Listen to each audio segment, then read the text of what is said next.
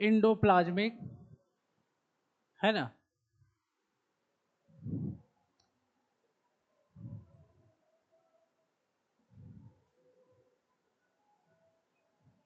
Endoplasmic,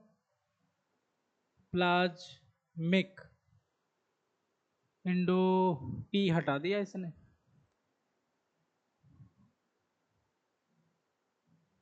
Indo, ठीक है, plasmic, endoplasmic reticulum, endoplasmic reticulum, है ना। इसे देखो, इसका अगर इसको आप गौर से ध्यान से देखोगे, है ना, तो इंडोप्लाज्मिक रेटिकुलम, इंडोप्लाज्मिक, इंडोप्लाज्मिक मतलब होता है कि सेल के अंदर, इंडो मतलब अंदर, इंडो मतलब क्या होता है, अंदर, और प्लाज्मिक मतलब होता है साइटोप्लाज्मा, साइटोप्लाज्मा के अंदर होती है, ठीक है। तो यहां लिख सकते हैं इनसाइड साइटोप्लाज्मा,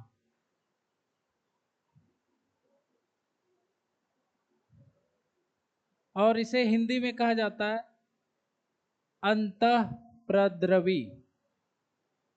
हिंदी वाले जाने मतलब क्या मतलब है अंतःप्रद्रवी, अंत मतलब अंदर, रेटिकुलम मतलब होता है जाल, तो यह जाल के जैसा ये फैला होता है, रेटिकुलम मतलब होता है जाल, है ना, जालिका, तो यह जालिका के जैसा बिखरा हुआ रहता है, इसीलिए इसको कहा जाता है इंडोप्लाज्मिक रेटिकुलम। तो इंडोप्लाज्मिक रेटिकुलम के बारे में कुछ देखते हैं। जैसे अगर इसकी डिस्कवरी की बात की जाए, तो इंडोप्लाज्मिक रेटिकुलम को डिस्कवर किया था पोर्टर नाम के साइंटिस्ट ने, है ना, पोर्टर, है ना, पोर्टर जो थे एक साइंटिस्ट थे, तो पोर्टर साहब ने इंडोप्लाज्मिक रेटिकुलम का जो है डिस्कवरी किया। उसके बाद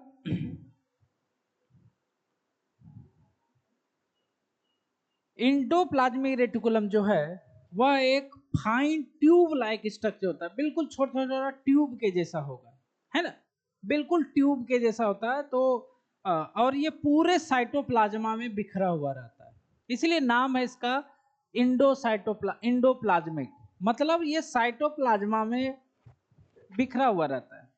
देखो अदर चीजें जैसे आपने माइटोकॉन्ड्रिया पढ़ा, साइट क्लोरोप्लास्ट पढ़ा, तो वो सब एक जगह पे मतलब स्थिर होता है, लेकिन ये क्या होता है, बिखरा हुआ। एक होता है सामान को एडजस्ट करके रहना, एक बिखर के पूरा रहना, तो दोनों अलग अलग चीजें। तो ये बिखरा हुआ रहता है ना, इधर उधर बिखरा हुआ रहता है। तो इंडोप्लाज्मिक रेटिकुलम के बारे में क्या लिखेंगे, इंडोप्लाज्मिक रेटिकुलम को शॉर्ट में हम लोग ER कहते हैं, ठीक है, वहां पे लिख देंगे।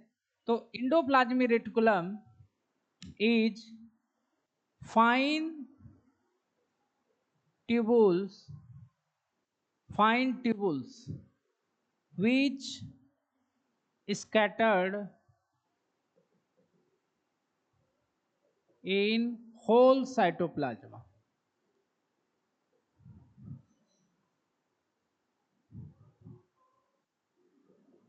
whole cytoplasm। समझो इसका क्या मतलब है। फाइन मतलब होता है बहुत महीन, फाइन मतलब क्या होता है, महीन, महीन ट्यूबुल्स होते हैं, विच स्कैटर्ड, स्कैटर मतलब होता है बिखरा होना, है ना, होल मतलब होता है पूरे, तो पूरे साइटोप्लाज्मा में ये बिखरा हुआ पाया जाता है। दूसरी बात,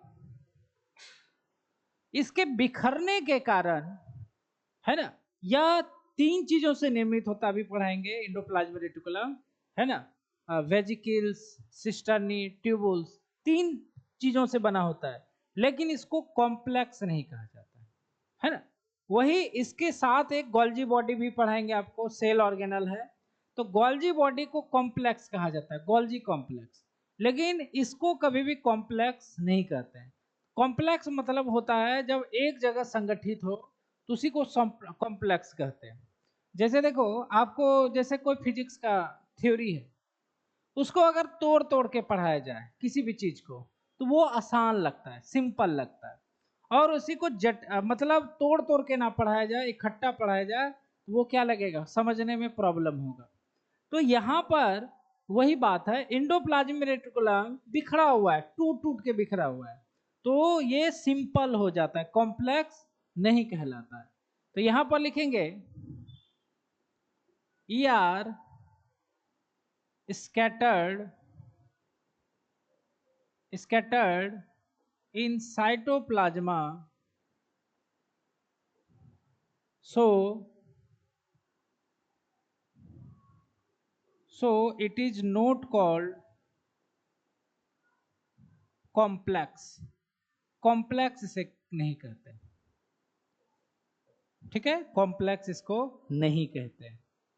वही अगर बात करें गोल्जी बॉडी, गोल्जी बॉडी भी ईआर के जैसा न्यूक्लियस के पास ही होता है। गोल्जी बॉडी को कॉम्प्लेक्स कहते हैं, इंडोप्लाज्मिक रेटिकुलम को कॉम्प्लेक्स नहीं कहते। समझो, इंडोप्लाज्मिक रेटिकुलम और गोल्जी बॉडी दोनों का सेम स्ट्रक्चर है, क्या है, लेकिन गोल्जी बॉडी को कॉम्प्लेक्स कहते हैं, इसको कॉम्प्लेक्स नहीं कहते। दोनों जो चीजें हैं, दोनों ऑर्गेनल सेम चीज से बना हुआ है। तो यहां पर कहते हैं, यहां पर देखो क्या लिख रहे हैं, endoplasmic reticulum and Golgi body has same structure. दोनों का स्ट्रक्चर सेम होता है लगभग, लेकिन but Golgi body form complex, है ना, गोल्जी बॉडी कॉम्प्लेक्स बनाता है, जबकि ईआर कॉम्प्लेक्स नहीं होता है। ठीक है, इस बात को आप लोग समझ गए होंगे कि दोनों एक ही जैसे होते हैं, लेकिन एक कॉम्प्लेक्स होता है और एक जो होता है इंडोप्लाज्मिक रेटिकुलम होता है। तो यही चीज है। अब हम लोग चलते हैं स्ट्रक्चर ऑफ इंडोप्लाज्मिक रेटिकुलम। अच्छा, एक और चीज देख लेते हैं, ऑकुरेंस। ऑकुरेंस की बात करें तो इंडोप्लाज्मिक रेटिकुलम यूकैरियोट में होता है, लेकिन प्रोकैरियोट सेल में नहीं होता है। तो यहां पर लिखेंगे हम लोग endoplasmic reticulum found in eukaryote but not in prokaryote, not in prokaryote।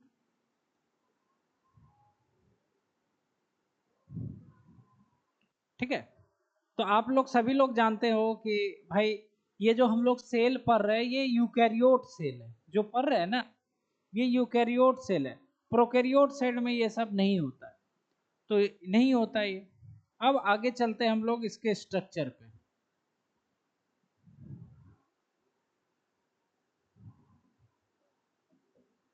Structure of endoplasmic reticulum, structure of endoplasmic reticulum.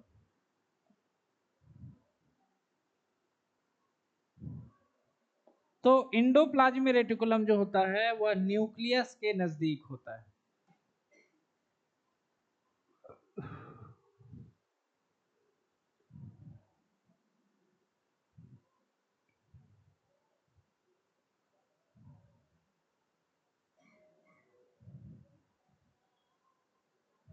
ये है न्यूक्लियस, ठीक है।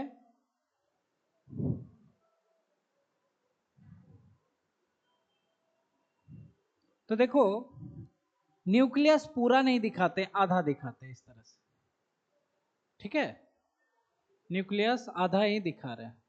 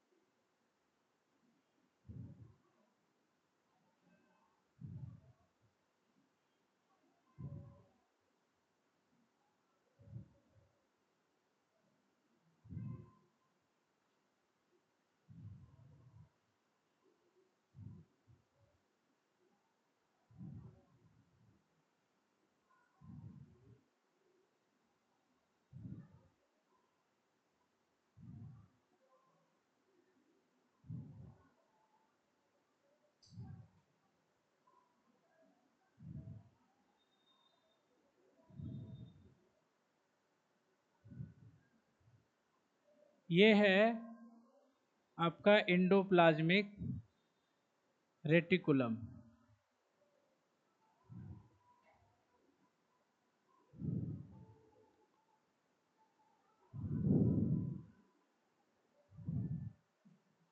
ये न्यूक्लियस है और न्यूक्लियस ये है प्लाज्मा मेम्ब्रेन।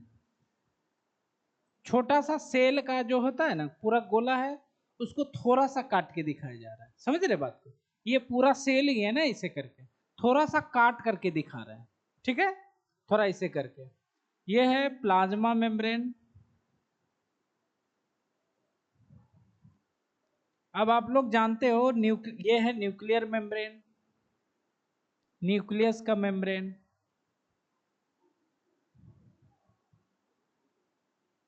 अब प्लाज्मा मेम्ब्रेन और न्यूक्लियर मेम्ब्रेन, न्यूक्लियस के बीच का जो स्पेस होता है उसी को कहा जाता है साइटोप्लाज्मा। क्या कहते हैं इसको? साइटोप्लाज्मा।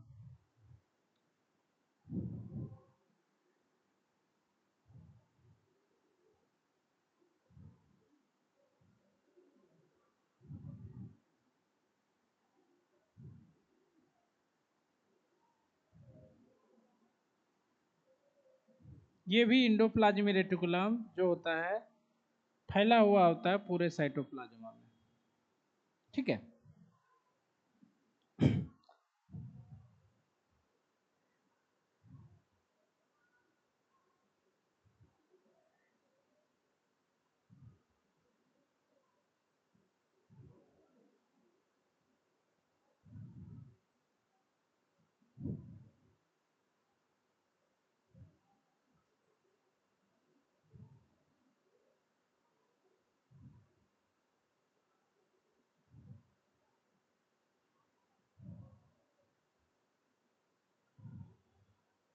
ये है इंडोप्लाज्मिक रेटिकुलम।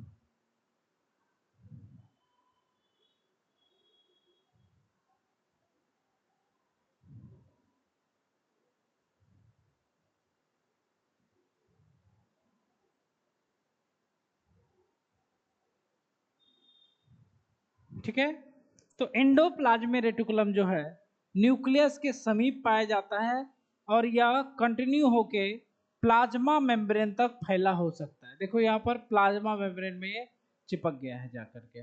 तो एंडोप्लाज्मिक रेटिकुलम जो है न्यूक्लियस से स्टार्ट होता है और प्लाज्मा मेम्ब्रेन तक यह जा सकता है, ठीक है।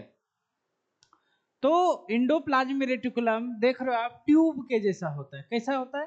ट्यूब के जैसा। यहाँ पे देखो ट्यूब दिख रहा है ना, तो ये जुड़ जुड़ के यहाँ पर बना हुआ रहता है। तो फाइन ट्यूबुलर स्ट्रक्चर होता है और क्या होता है, ये फैला होता है। यहाँ थोड़ा सा संगठित दिखा दिए समझाने के लिए, वरना ये ट्यूब के रूप में ये फैला हुआ होता है। तो इंडोप्लाज्मिक रेटिकुलम में हम लोग अभी देखते हैं कि एंडोप्लाज्मिक रेटिकुलम या सिंगल मेम्ब्रेन बाउंड ऑर्गन है। क्या है? सिंगल मेम्ब्रेन होता है। देख रहे हो पूरा का पूरा सिंगल ही है, ये पूरा सिंगल मेम्ब्रेन है, एक ही मेम्ब्रेन है दोनों तरफ से। इसको सीधा खींचोगे तो एक ही मेम्ब्रेन मिलेगा, इसको सीधा खींचो, वो जो टेढ़ा टेढ़ा है वो सीधा हो जाएगा और ऐसे करके सिंगल मेम्ब्रेन बाउंड हो जाएगा। तो यहां पर लिखेंगे एंडोप्लाज्मिक रेटिकुलम। देखो इतना बड़ा लिखना पड़ेगा, reticulum is single membrane bound organelle. Organ नहीं लिख रहे हैं, ऑर्गेनली लिख रहे हैं, इसका मतलब होता है कोशिकांग, ठीक है। अब इंडोप्लाज्मिक रेटिकुलम तीन पार्ट्स होता है। Parts of endoplasmic reticulum.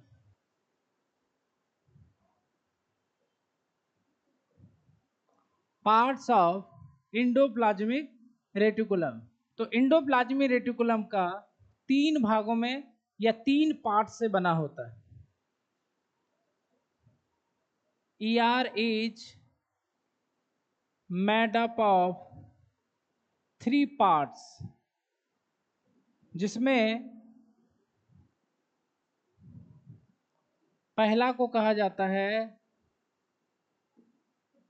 Cisternae. क्या बोलते हैं? सिस्टर्नी।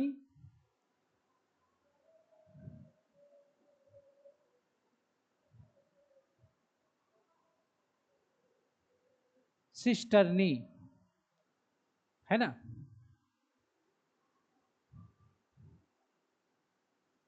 दूसरा है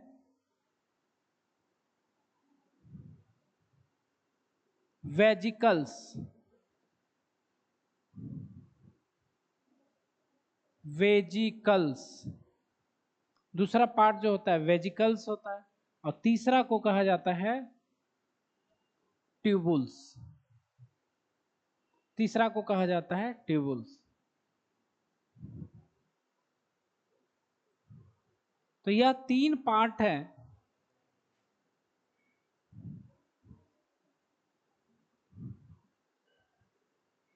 फर्स्ट, सेकेंड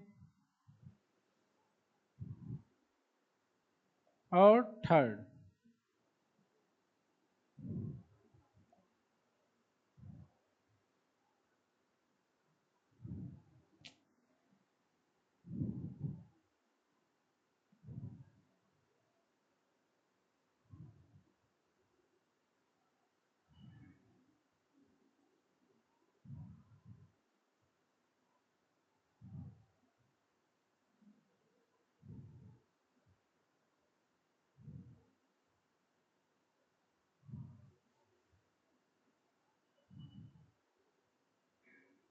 उसके बाद दूसरा है वेजिकल्स।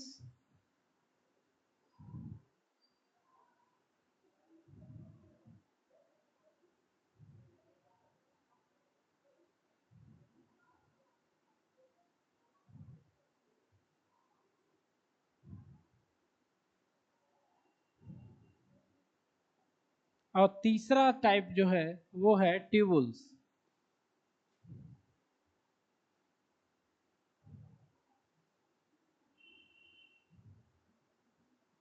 ये ट्यूबुल्स दिख रहा है। तो 3 टाइप के होते हैं, 3 पार्ट्स होते हैं। जैसे आप देखो सिस्टर्नी। सिस्टर्नी आपको कैसा दिख रहा है? यह पतला चपटा, फ्लैट चपटा और जो है ना, ट्यूबुलर स्ट्रक्चर होता है। और सभी के सभी एक दूसरे से पैरेलल होते हैं। कैसे होते हैं? पैरेलल होते हैं। और इसमें जो ये रेड कलर का दिखा रहे हैं ये है राइबोसोम। क्या है भाई? राइबोसोम है। तो राइबोसोम प्रेजेंट होता है एंडोप्लाज्मिक रेटिकुलम में। राइबोसोम का प्लेस होता है।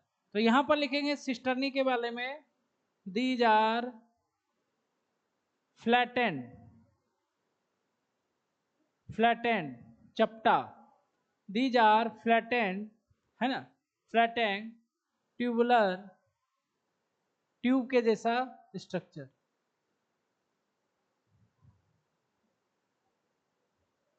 स्ट्रक्चर ठीक है। और सिस्टर्नी जो है देखो उसमें राइबोसोम दिख रहा है। राइबोसोम होने के कारण वो दानेदार दिखेगा। जैसे हमारे स्किन में घमोरी वगैरह हो जाता है तो दानेदार दिखता है। तो उसमें देखो राइबोसोम तो दाना के जैसा दिख रहा है। तो इसीलिए सिस्टर्नी जो होता है इसमें राइबोसोम होता है, जिसके कारण यह दानेदार दिखता है। दानेदार को इंग्लिश में कहा जाता है ग्रेनुलर। क्या बोलते हैं? Granular. Cisternae are granular due to presence of ribosome. Ribosome के प्रेजेंस के कारण यह ग्रेनुलर दिखता है। ठीक है। इसके बाद चलते हैं वेजिकल्स पे। वेजिकल्स आपको जाहिर सी बात दिख रही है, या स्फेरिकल या ओवल होता है, अंडाकार या गोलाकार होता है। और इसमें भी राइबोसोम होते हैं, यह भी दानेदार होता है। तो इसको लिख सकते हैं, इसमें तो कोई बड़ी बात नहीं है। वेजिकल्स आर ओवल या स्फेरिकल स्ट्रक्चर। यहाँ पर स्मॉल लिख देंगे, है ना, बहुत छोटे छोटे होते हैं, स्मॉल ओवर या स्फेरिकल स्ट्रक्चर। इसमें भी दाना होता है तो ऊपर वाला ही सेम लिखेंगे, है ना, खाली वेजिकल्स डाल देंगे। Vesicles are granular due to presence of ribosome.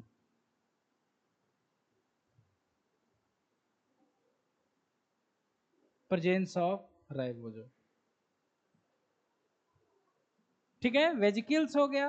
अब ट्यूबुल्स देखो, ट्यूबुल्स ये ट्यूब है ना, और ये ब्रांच होते हैं। ब्रांच मतलब इसमें देखो शाखाएं निकली होती है ना, ब्रांच होते हैं और इनमें शाखा निकली होती है, और इसमें राइबोसोम नहीं होता है। तो दो बातें लिखेंगे, ट्यूबुल्स आर ब्रांच्ड स्ट्रक्चर, ठीक है, और इसमें राइबोसोम एब्सेंट, जिसके कारण यह स्मूथ दिखता है। कैसा दिखेगा? दाना नहीं रहेगा तो स्मूथ दिखेगा, है ना। ट्यूबुल्स आर स्मूथ,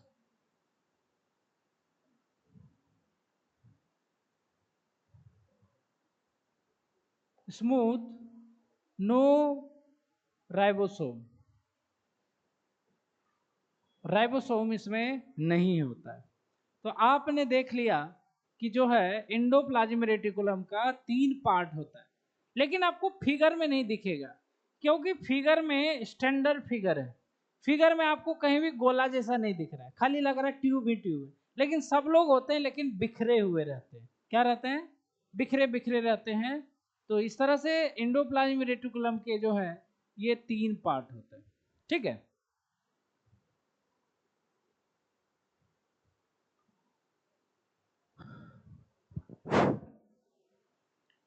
अच्छा, इसको सेव कर लोगे क्या? इसको लिख लोगे क्या? फिगर घर में बना लेना, खाली लिख लेना है यहाँ पर, इसको लिख लो।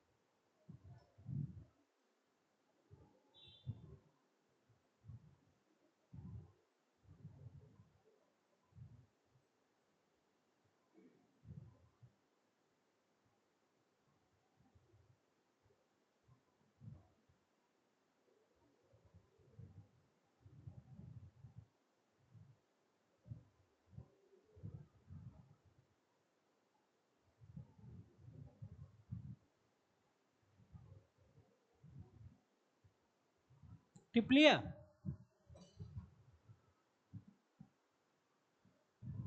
स्ट्रक्चर को रहने देना है, उसको घर में बना लेना है ना? पीडीएफ चला ही जाता है।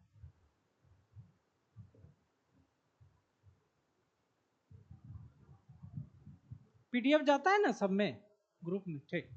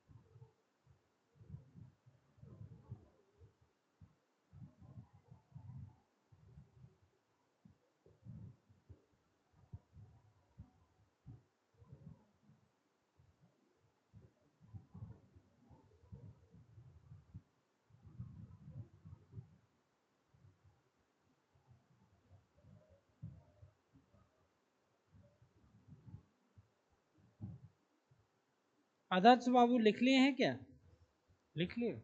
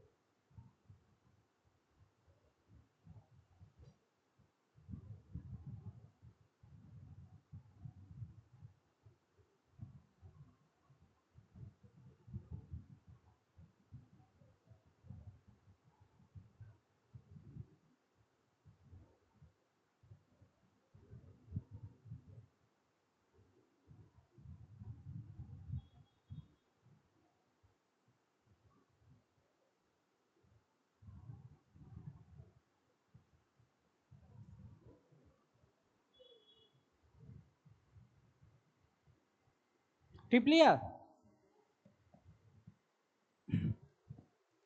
ये सब समझ में आया ना? बस एक बार खाली इसको पढ़ लोगे, याद हो जाएगा, फिगर है में। ठीक है, अब है टाइप्स ऑफ इंडोप्लाज्मी रेटिकुलम। इंडोप्लाज्मी रेटिकुलम का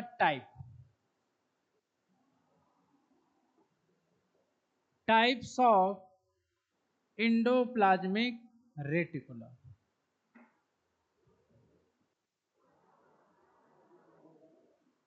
है ना?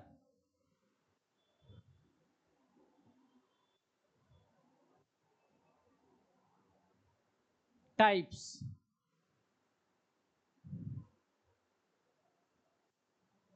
टाइप्स,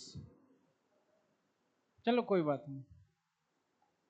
तो टाइप्स की बात करें, types of endoplasmic reticulum, short में लिखा है ईआर लिखा हुआ है। तो इंडोप्लाज्मिक रेटिकुलम दो प्रकार का होता है, rough endoplasmic reticulum and smooth endoplasmic reticulum.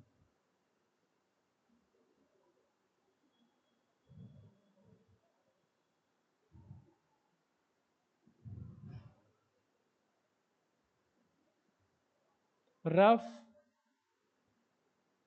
Endoplasmic reticulum, ठीक है, स्मूथ इंडोप्लाज्मिक रेटिकुलम, ठीक है। इसको शॉर्ट में लिखा जाता है RER। रफ इंडोप्लाज्मिक रेटिकुलम को क्या लिखते हैं? RER। स्मूथ को लिखते हैं SER, ठीक है, SER।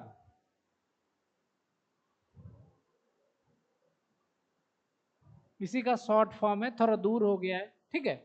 अब चलते हैं हम लोग फिगर पे। यहां पर आप फिगर में देखो,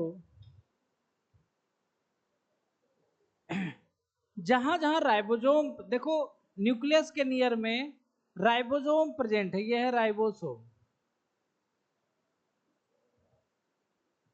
राइबोसोम के कारण इंडोप्लाज्मिक रेटिकुलम रफ दिखाई देता है, इसीलिए इसको कहा जाता है रफ इंडोप्लाज्मिक रेटिकुलम, RER।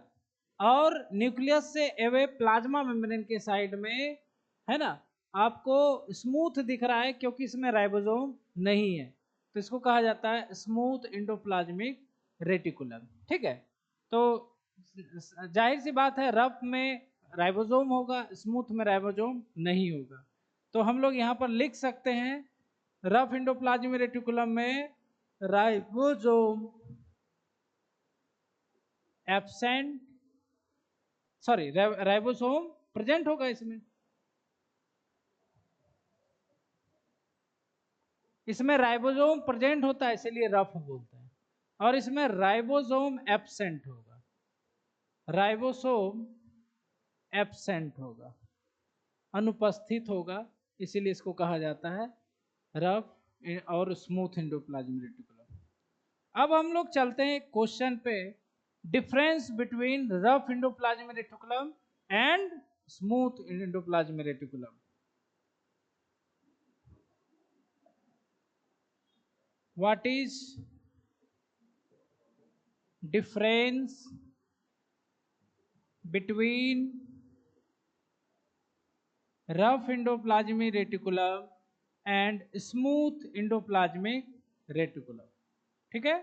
तो हम लोग एक चार्ट बना देते हैं यहां से, तब समझ में आएगा।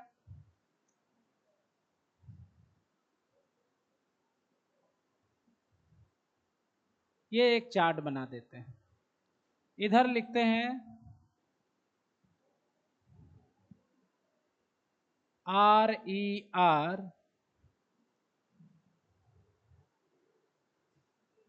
ठीक है। ये लग रहा है भावना को नहीं समझा।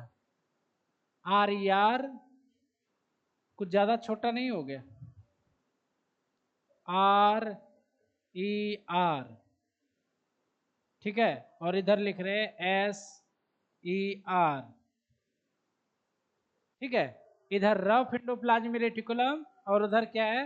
Smooth endoplasmic reticulum. तो एक एक चीज करके देखते हैं। रफ इंडोप्लाज्मिक रेटिकुलम, है ना, रफ इसीलिए है क्योंकि इसमें प्रोटीन प्रेजेंट होता है, सॉरी राइबोसोम प्रेजेंट होता है। क्या होता है? राइबोसोम।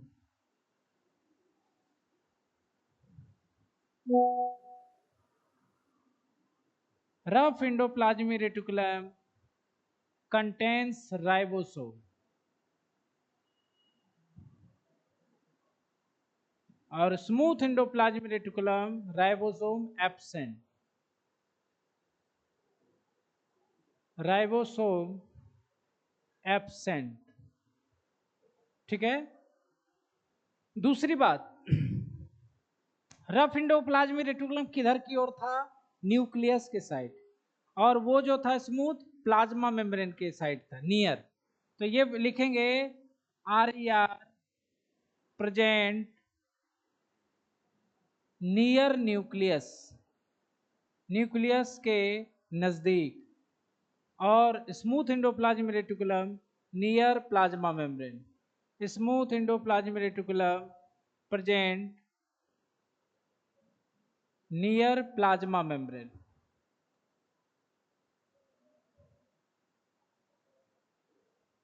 ठीक है। अगली बात, रफ एंडोप्लाज्मिक रेटिकुलम में राइबोसोम होता है, और राइबोसोम एक विशेष प्रकार के ग्लू के द्वारा चिपका होता है। मान लो ये ER है और ये राइबोसोम है, इन दोनों के बीच में एक विशेष प्रकार का ग्लू होता है जिसको हम लोग कहते हैं राइबोफोरिन। क्या बोलते हैं? राइबोफोरिन गोंद के जैसा होता है, और वही राइबोसोम को चिपका करके रखता है। ठीक है। तो राइबोफोरिन फर्स्ट होता है, राइबोफोरिन सेकेंड। बात समझ में आई? तो राइबोसोम जो है वह ER से अटैच होता है बाय राइबोफोरिन। तो यहां पर लिखेंगे ribophorin first and second present, और उसमें क्या होगा? एब्सेंट। जब राइबोसोम ही नहीं तो राइबोफोरिन नहीं होगा। तो यहां पर लिखेंगे RER has ribophorin first and second.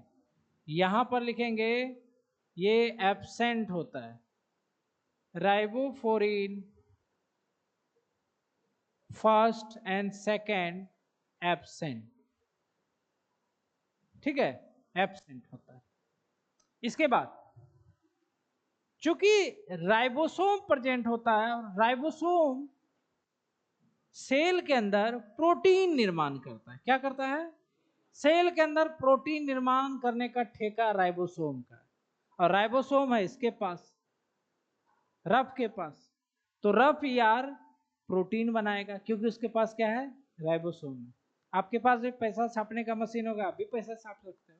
तो छापता तो मशीन है ना, खाना बनाता है चूल्हा और बर्तन, हम थोड़े ना बनाते हैं। समझ रहे हो? हम चढ़ा देते हैं, बनाता वो ही है। समझ रहे हो बात? हम बोलते हैं हम खाना बना रहे हैं, लेकिन बना कोई और रहा है। समझ रहे हो बात को? तो यहां पर लिखेंगे रफ एंडोप्लाज्मिक रेटिकुलम, है ना, synthesis.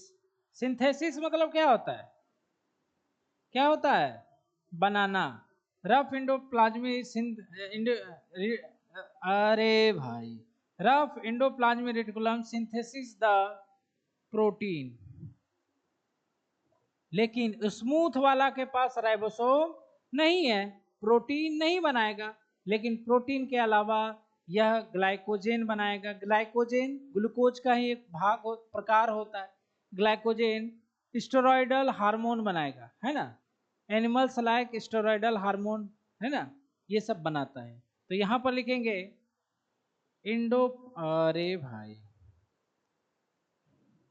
Smooth endoplasmic reticulum synthesis the glycogen, है ना, glycogen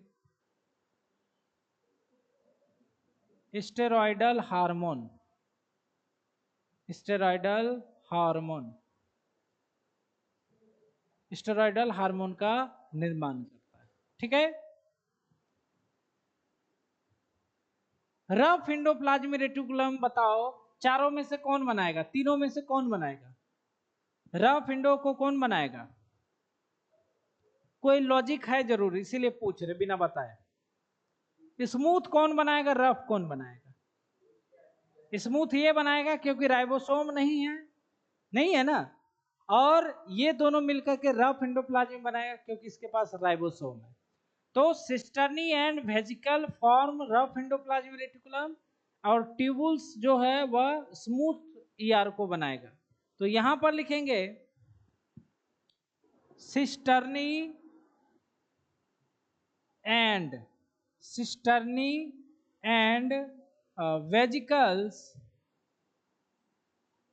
form rough endoplasmic reticulum. इधर लिखेंगे ट्यूबुल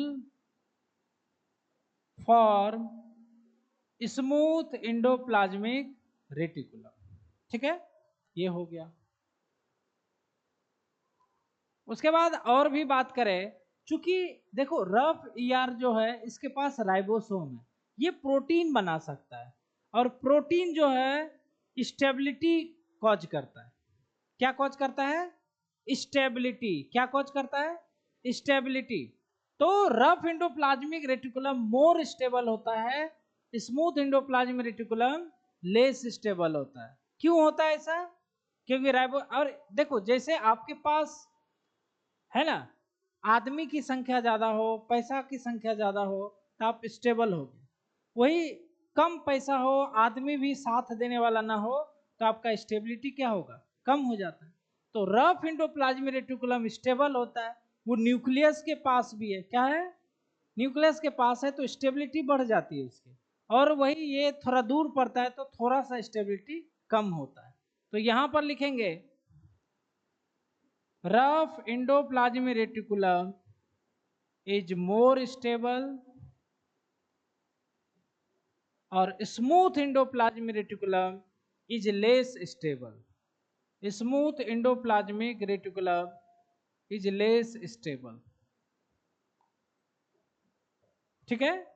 उसके बाद देखो रफ एंडोप्लाज्मिक रेटिकुलम या ज्यादातर लीवर वगैरह कोशिकाओं में पाई जाती है, और स्मूथ एंडोप्लाज्मिक रेटिकुलम ये जो है मसल वगैरह में बहुत ज्यादा पाई जाती है। तो इसको याद रखोगे। तो R E R generally found in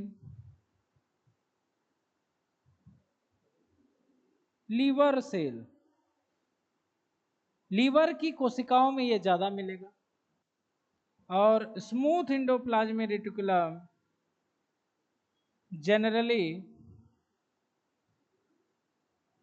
found in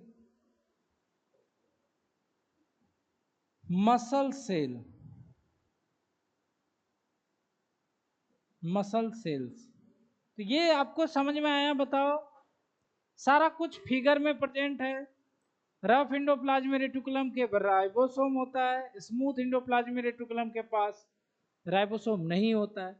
rough nucleus के पास होता है, स्मूथ न्यूक्लियस से दूर होता है, मेम्ब्रेन के पास होता है।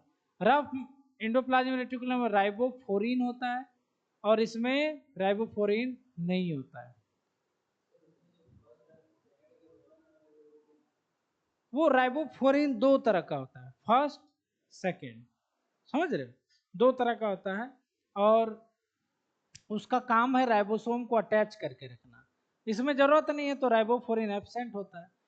ठीक है। उसके बाद राइबोसोम होने के कारण रफ एंडोप्लाज्मिक रेटिकुलम प्रोटीन बनाता है, और smooth endoplasmic reticulum glycogen, steroidal hormone वगैरह। स्टेरॉयडल हार्मोन सेक्स हार्मोन को कहा जाता है, जो कि प्रोजेस्टेरोन, एस्ट्रोजन, टेस्टोस्टेरोन, ये आगे पढ़ोगे आप लोग हार्मोन वगैरह में तो वहां आएगा स्टेरॉयडल हार्मोन। ठीक है।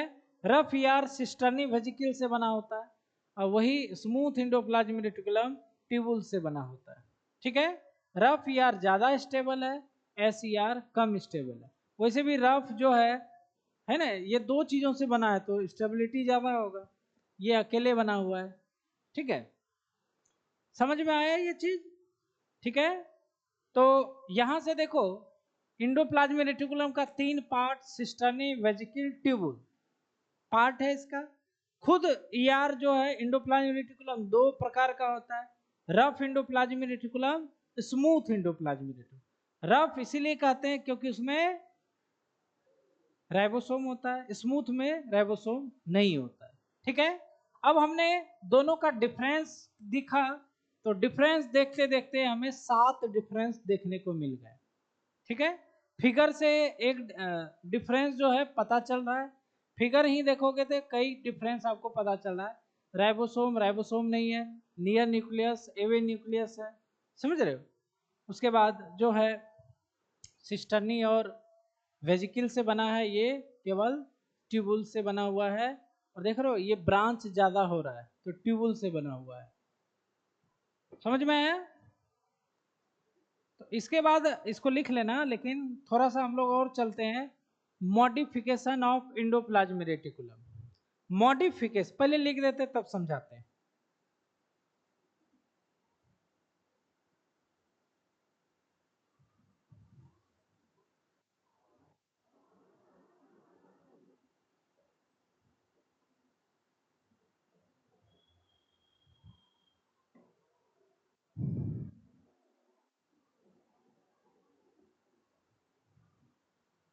Modification of endoplasmic reticulum.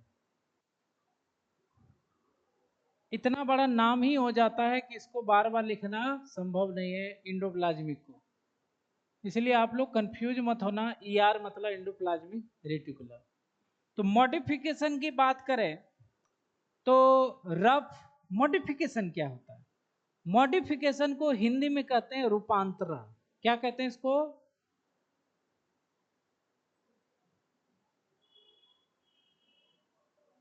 रूपांतरण। रूपांतरण क्या होता है? रूप का अंतर हो जाना। क्या हो जाना?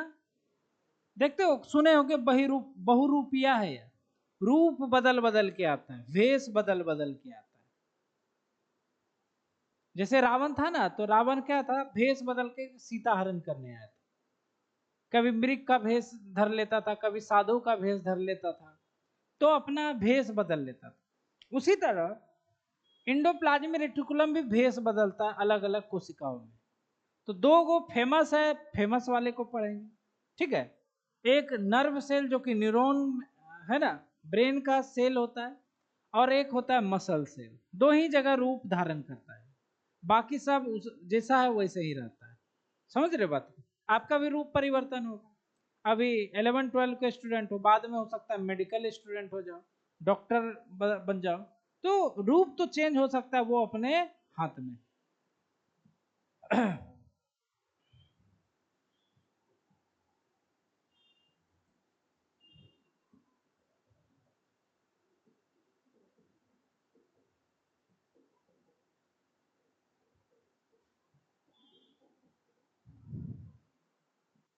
मॉडिफिकेशन ऑफ आर और दूसरा लिखते हैं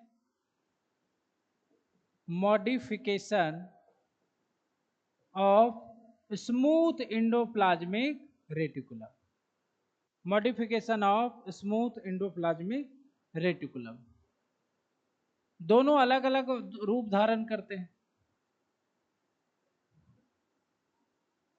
ठीक है, तो रफ एंडोप्लाज्मिक रेटिकुलम देखो ये धारण करेगा नर्व सेल में। नर्व सेल आप लोग शायद जानते ही होंगे, बिहार बोर्ड सीबीएसई बोर्ड दोनों के स्टूडेंट इस बात को जानते होंगे।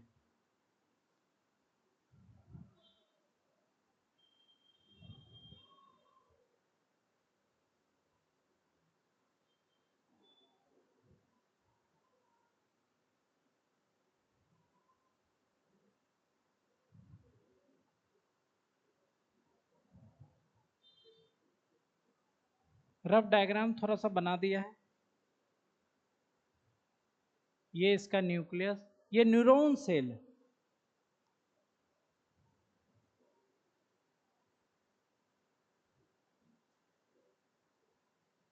ठीक है, ये न्यूरॉन सेल है, नर्व सेल जिसको कहते हैं। नर्व सेल कहाँ पाया जाता है? कहाँ पाया जाता है?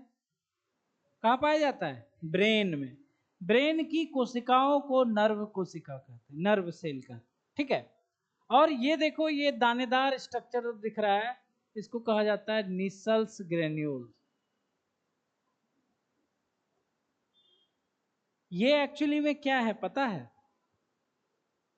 वही है रफ एंडोप्लाज्मिक रेटिकुलम। कैसा हो गया है? ये खुद दाना जैसा बन गया है।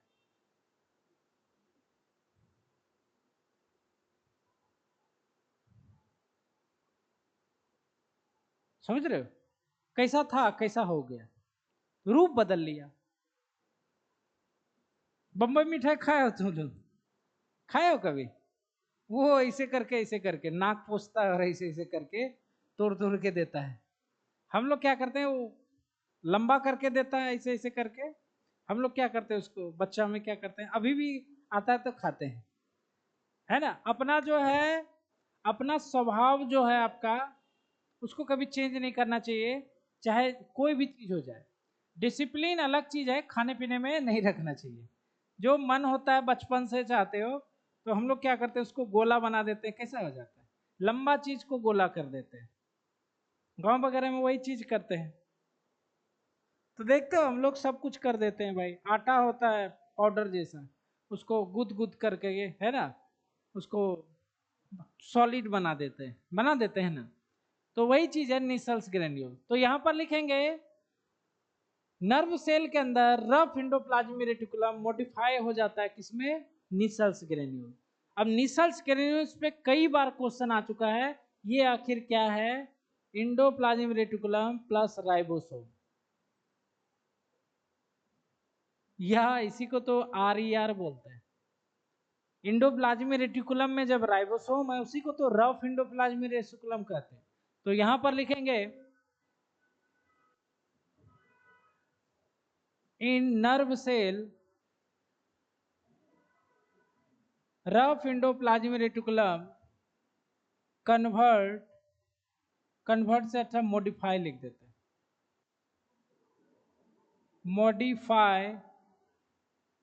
Modify into Nissl's granules. ये तो हो गया नर्व सेल में, ठीक है। अब स्मूथ एंडोप्लाज्मिक रेटिकुलम वो हो गया। अब मसल में बताया, मसल में जो है एंडोप्लाज्मिक रेटिकुलम वो मॉडिफाई हो जाता है सार्कोप्लाज्मिक रेटिकुलम। किसमें हो जाता है? बस खाली याद रखना, यहां पर लिख रहे हैं in muscle cell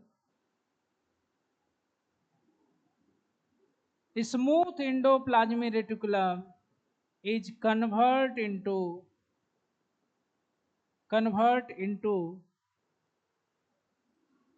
sarcoplasmic reticulum.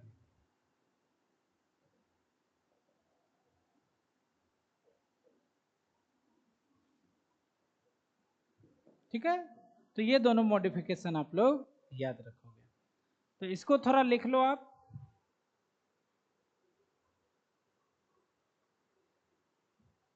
दिख रहा है ना?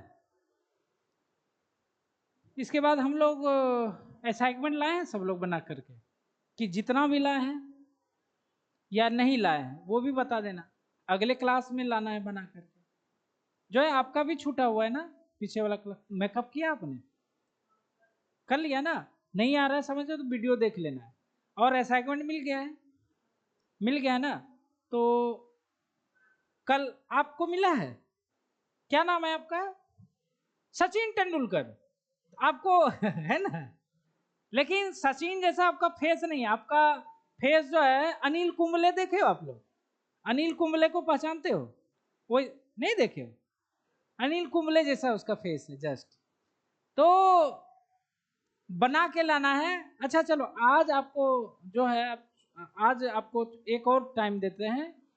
हमने कल के क्लास में PDF जो गया होगा ना, उसमें लास्ट में देखना आप माइटोकॉन्ड्रिया, एंडोप्लाज्मिक रेटिकुलम, और किसका था, अरे भाई, प्लाज्मा मेम्ब्रेन सेल वॉल का क्वेश्चन, और एक था माइटोकॉन्ड्रिया और प्लास्टिड का क्वेश्चन। सबसे लास्ट में देखना लिखा हुआ एक्सरसाइज 1। तो आपको क्या करना है, पहली बार है तो बता देते हैं। जैसे इसको खोलोगे तो पहला चैप्टर है सेल, ठीक है। तो इसमें लास्ट है ना, तो इसमें थ्योरी के बाद बीच में देखो यहां से क्वेश्चन स्टार्ट हो गया। सेल बायोलॉजी लिखा हुआ है, उसमें एक्सरसाइज 1 है, एक्सरसाइज 2 है और एक्सरसाइज 3 है। ठीक है, ये तीनों हैं। अब आपको क्वेश्चन दिए हुए हैं सबका अलग अलग, तो उसमें चुन चुन के बनाना है। एक्सरसाइज 1 का मान लो 1 दिए हैं, 4 दिए हैं, 6 दिए हैं, ऐसे करके जो दिए हैं उसको चुन चुन के बना लेना है। हाँ, बुक में नहीं, इसको बनाओ, बुक में बनाना है। मतलब देखो कैसे बनाते हो आप लोग, देखो कॉपी ले लेना है। ठीक है, जैसे मान लो एक क्वेश्चन दिए, चौथा दिए, छठा दिए, आठवां दिए, नौवां दिए, कॉपी में ऐसे ऐसे लिख लो। ठीक है, और आप पढ़ के, जैसे हमारा एक का आया आंसर ए, 4 का आया बी सी डी ई, जो भी आया, अब बनाने के बाद, जैसे सारा क्वेश्चन बनाने के बाद, अब आंसर भी दिया हुआ पीछे में, अब आंसर से मिला लेना मेरा सही है कि नहीं। जो गलत हो गया उसको देखना है, अगर समझ में आ गया तो ठीक है, होता है ना मिस्टेक से बन गया। कॉपी देखना है, कॉपी में वो चीज है कि नहीं, है ना। नहीं आएगा समझ तो यहाँ बताएंगे, समझ रहे हो। तो एक्सरसाइज दिया हुआ है, उसको आप लोग ध्यान में रखोगे, तो इसको लिख लेना है।